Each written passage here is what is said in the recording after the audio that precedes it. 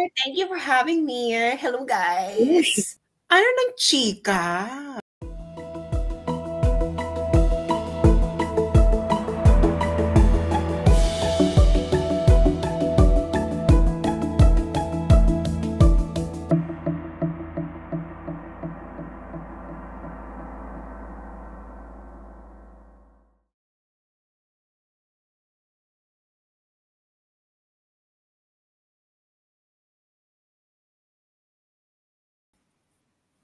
Sinasabi ko na sa inyo that Philippine tourism industry will collapse.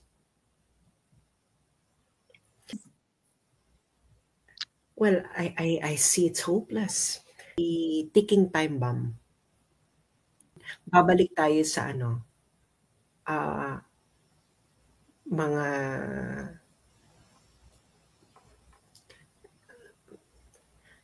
kinumpit ko na nga, di ba? Ang pinaka-optimistic na recovery is 2030. Not even same level, dapat 15% growth ka every. Ang moderate is 10% growth every year. 2030 ang full recovery.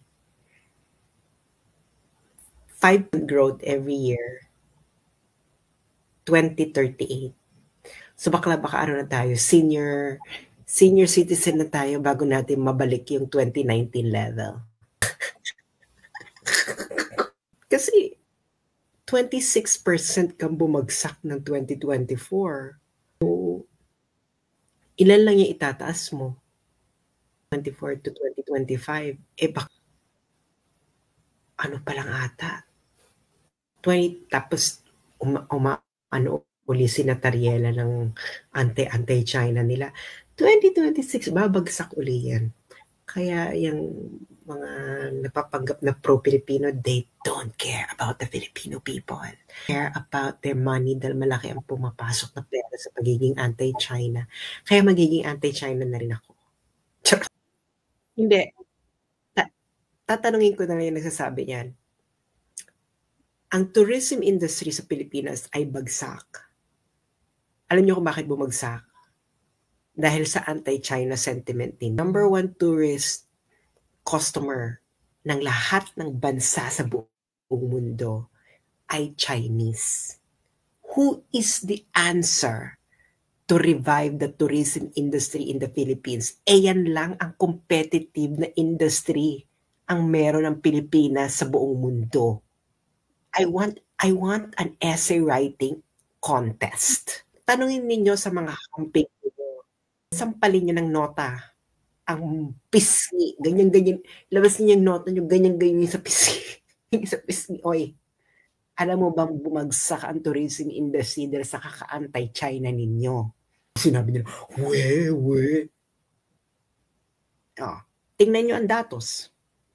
Sampalin nyo. Nandiyan sa tourism ng sa DOT. Oh. Tanungin nyo sa kanila, ano ang industry ng Pilipinas ang competitive? Banana? Wala na. Wala na akong mabili ditong Pilipino banana. Putang ina kayo. Nung unang dating ko dito, meron pa. Nung wala na. Hindi na ako kain kasi hindi man masarap yung banana ng iba. Durian? Wala na rin, mga bakla. Wala na rin kayo sa China. Chinese tourist? Wala na rin. O anong competitive sa inyo? Beauty pageant? Ayan, pwede pa yan. But other than that, what exactly is the most competitive industry in the Philippines na pwede ninyong isampal? Pag lumabas kayo ng Pilipinas, pwede niyo sabihin sa mga ibang sa mga foreigners na mas magaling ang ganitong industry namin. Capital T, tourism, bakla kahit tsaka-tsaka pa infrastructure natin nun, bakla humahakot tayo ng turista. Kaya tanungin ninyo sa mga nagsasabi na hindi si Inday Sarang answer sa 2028, bakla sabihin nyo sa BPO, bakla wala nila yung BPO, hindi ka na competitive dyan.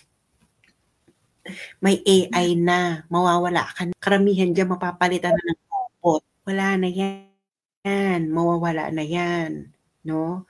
So, ang eksena, tourism industry na lang ang competitive. Ang binubuhay niyan, maraming Pilipino dahil ang backbone ng tourism industry sa Pilipinas, SME.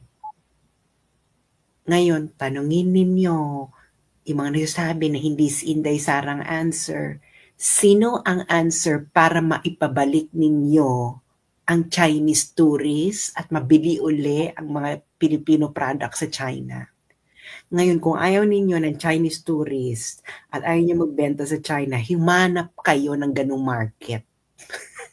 Sino ang mahanap yung ganung market?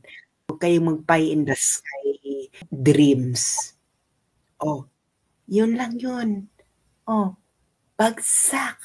Hindi na maibalik ang 2019, hindi maibabalik ang 2019 level sa panahon ni BBM at kahit first few years ng after ni BBM.